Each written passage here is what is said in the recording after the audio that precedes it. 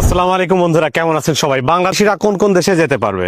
বাংলাদেশ থেকে অ্যাপ্লাই করেন আর পৃথিবীর যে দেশেই আপনি থাকেন না কেন, ইউরোপের কোন দেশে আপনি ঢুকতে পারবেন এই মুহূর্তে, কোন দেশ আপনাদেরকে এখন ভিসা দিতে পারে, এই বিষয়টা আমাদের জানা খুব জরুরি। কারণ আমরা এমন কিছু দেশ সিলেক্ট করে ফেলি যে দেশগুলো আমাদেরকে ভিসাই দেয় না। প্রথমে আমি বলবো এমন কিছু দেশের কথা যে দেশগুলো থেকে দূরে থাকেন, যারা আপনাদেরকে ভিসা এখন দেবে না। বাংলাদেশি পাসপোর্টে এই দেশগুলোর জন্য ভিসা এখন হবে না। এই দেশগুলোর কথা আমি ফার্স্টেই বলে দিই, তারপরে কোন দেশ দেবে সেটা নিয়ে বলবো। দেখেন, ফার্স্টেই যদি আমি বলি সেটা হচ্ছে ক্রোয়েশিয়া। ক্রোয়েশিয়া আপনাকে ভাই এখন ভিসা দেবে না।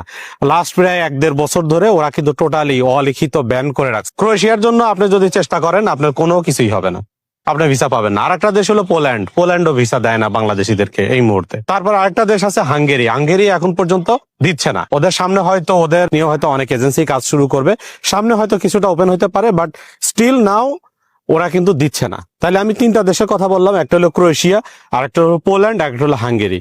এই দেশগুলো নিয়ে যদি আপনি চেষ্টা করেন, এটা লস প্রজেক্ট, সময় নষ্ট, টাকা নষ্ট, সবকিছু নষ্ট। তো এই দেশগুলো হচ্ছে আপনাদের ভিসা দেয় না। এখন ভিসা দেয় কোন কোন দেশগুলো বাংলাদেশিদের জন্য, সেটা আমি একদম ক্লিয়ার করবো এই ভিডিওতে।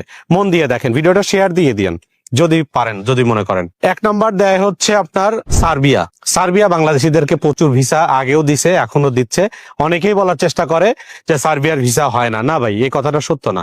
সার্বিয়ার ভিসা এখনো হয়, তবে হয়তো কারোটা একটু স্লো, কারোটা একটু তাড়াতাড়ি হয়, কারোর অ্যাপ্রুভালে একটু দ্রুত আসে, কারোর অ্যাপ্রুভাল আসার পরেও আবার অনেক লেট হয়।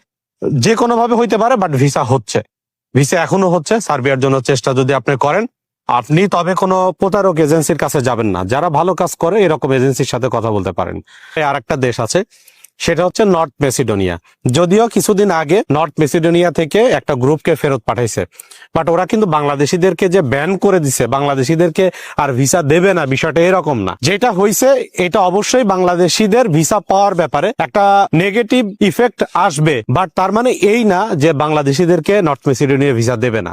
বিষয়টা এরকম না। চেষ্টা করতে পারেন, যদি আপনার ওয়ার্ক পারমিট ঠিক থাকে, কোম্পানি যদি আপনাকে রিসিভ করে এয়ারপোর্ট থেকে, তাহলে কিন্তু আর কোনো সমস্যা নেই। আর একটা দেশ আছে বেলারুশ। বেলারুশ নিয়ে খুব একটা বেশি কথা বলি না। বেলারুশের ভিসাটা খুব দ্রুত হয়। ফার্স্টে নন সেনজেন গুলো বলে নিচ্ছি, এরপরে সেনজেন বলবো। ভাই, বেলারুশের ভিসাও কিন্তু হয়, কিন্তু এখানে মূল কথা হচ্ছে আপনি কিন্তু বেলারুশে যাবেন বেশি ইনকামের আশায় যদি যান, হবে না। এটা স্যালারি অনেক কম, অনেক কম স্যালারি। আমি যেটা কথা বলবো স্ট্রেট ফরওয়ার্ড কথা বলবো, আপনার ভালো লাগলে লাগুক, না লাগলে নাই। বেলারুশের স্যালারি সর্বোচ্চ 300, 350 বা 400 ইউরো, 450 ইউরো, 500 ইউরো, এত টাকা হয় না ইনিশিয়ালি। মানে আপনাকে প্রথমে যে স্ট্রাগল করতে হবে, বাট ওই মজা ওইটাই যে আপনি ইউরোপের একটা দেশে গেলেন, ওইটাই মজা, এছাড়া কিন্তু আর কিছু না।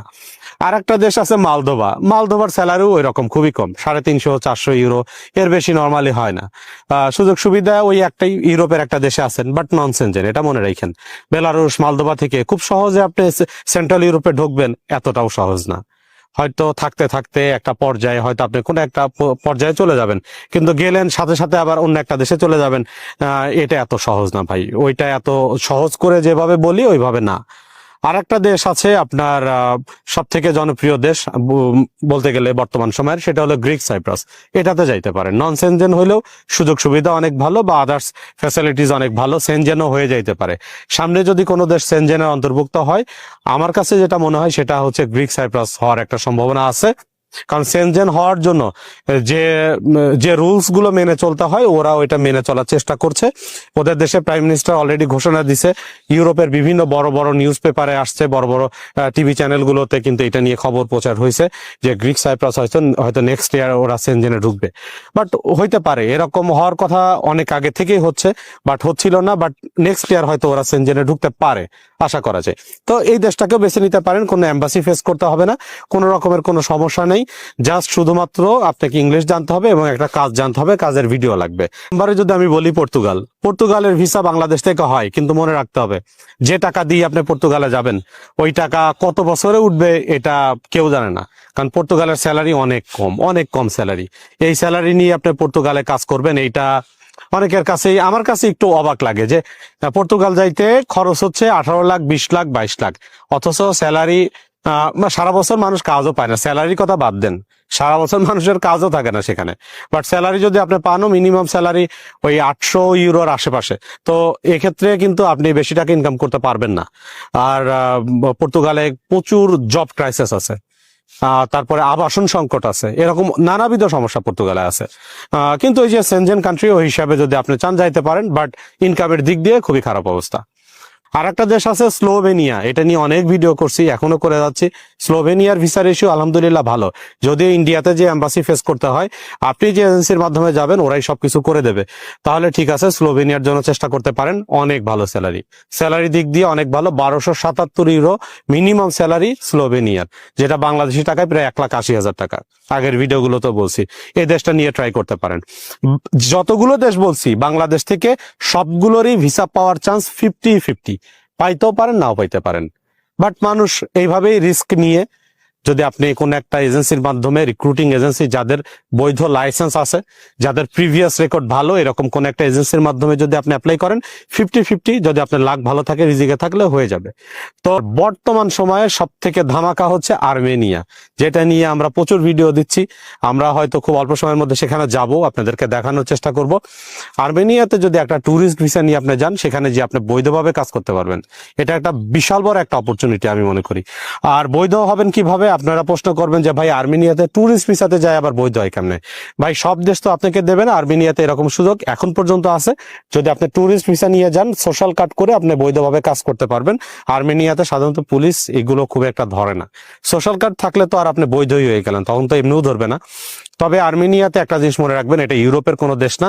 স্যালারির যে অনেক বেশি এরকমও না। স্যালারি কত পাওয়া যায় আর্মেনিয়াতে? সর্বোচ্চ হয়তো বাংলাদেশি টাকায় 50-60 হাজার টাকা পাওয়া যায় নর্মালি জব করলে। আবার যারা ফুড ডেলিভারি করে ওরা শুনি যে 1 লাখ টাকা পর্যন্ত ইনকাম করে। তো এরকম বিভিন্ন কথা প্রচলিত আছে, বাট আমরা গেলে প্র্যাকটিক্যালি নিজেরাও দেখতে পারবো, আপনাদেরকে দেখানোর চেষ্টা করব। আরেকটা দেশ আছে তুর্কি, যে ওয়ার্ক পারমিটে যেতে পারবেন, স্টুডেন্ট ভিসা নিয়েও তুর্কিতে যাওয়া যায়, এটা মনে রাখেন। ওয়ার্ক পারমিট নিয়ে যদি যান, আপনারা সাধারণত ফ্যাক্টরি জব, বিভিন্ন ধরনের আপনার হোটেল রেস্টুরেন্টের জব, এইগুলো আপনারা পাবেন। রিসোর্টে কাজ করতে পারবেন, বিভিন্ন রিসোর্ট আছে সেখানে জব করতে পারবেন। তো তুর্কিতে আপনারা জানেন যে একটা টুরিস্ট কান্ট্রি, সেই হিসাবে সেখানে অনেক কাজের সুবিধা আছে, বাট শুধুমাত্র কাতার থেকে বা মিডল ইস্ট থেকে, যে কোনো দেশ থেকে। যারা এত সময় ধৈর্য সহকারে আমার ভিডিওটা দেখলেন, ওভারঅল একটা সিনারিও কিন্তু পেয়ে গেছেন যে আসলে আমরা কোন দেশের জন্য অ্যাপ্লাই করবো। ভাই বাংলাদেশি পাসপোর্টে থেকে ভাই এটা যে কি একটা সমস্যার ভিতরে যে ভাই আমরা আছি, কোনো দেশ আমাদেরকে আর পজিটিভলি নেয় না ভাই, অনেক সমস্যা, নিতেই চায় না। এজেন্সিগুলোর কাছে গেলে তো ওরা ভিসা করায় উড়াই ফেলে, অনেক কিছু বলে, অনেক বড় বড় কথা বলে। বাস্তবতা ভাই ভিন্ন। ভাই আমাদেরকে ইউরোপের দেশগুলো এখন আর আগের মতো ওই চোখে আর এখন দেখে না। এই জন্য যে যেদিক দিয়ে পারেন যে কোনো একটা দেশে ঢুকবেন, ওই কান্ট্রি চুজ করতে যায়েন না যে ভাই আমি এই দেশেই যাব, অন্য দেশে যাব না, আমারে গ্রিসেই পাঠিয়ে দেন, আমারে ইতালিতেই পাঠিয়ে দেন, এর বাইরে আর না। এটা হয় না ভাই।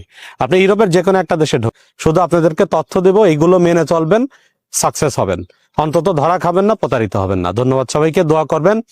আমাদের এই চ্যানেলটা যারা ফেসবুক থেকে দেখতেন সবাই শেয়ার দেবেন। সবাই সচেতনতা বৃদ্ধি করতে হলে শেয়ার দিতে হয়, শেয়ার দিলে মানুষের কাছে এটা পৌঁছায়, মানুষ দেখে, মানুষ বোঝে জিনিসটা। আর যারা ইউটিউব থেকে দেখলেন, যারা নতুন অবশ্যই সাবস্ক্রাইব করবেন। ফেসবুক থেকে যারা দেখলেন, যারা নতুন ফলো দিয়ে রাখবেন। দেখা হবে নেক্সট ভিডিওতে ইনশাআল্লাহ। আসসালামু আলাইকুম।